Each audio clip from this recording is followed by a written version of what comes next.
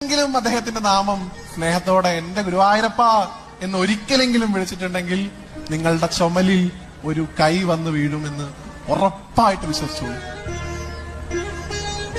ഞാൻ ഗുരുവായൂരപ്പന്റെ നാമത്തിലാണ് നിങ്ങളോട് പറയുന്നത്.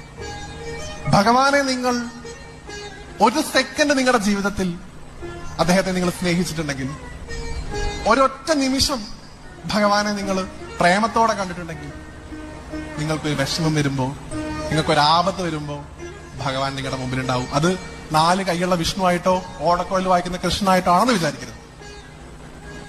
പല രൂപത്തിൽ, പല രീതിയിൽ, പല ചിന്തകളിൽ ഗുരുവായൂരപ്പൻ നിങ്ങളുടെ മനസ്സിലുണ്ടാവും.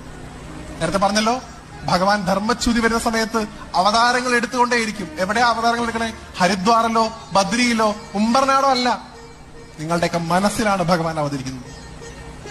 ആ 2 കുഞ്ഞിക്കായി നിങ്ങളുടെ തോളിൽ വന്ന് വീഴുന്നത് നിങ്ങൾ അനുഭവിച്ചറിയും.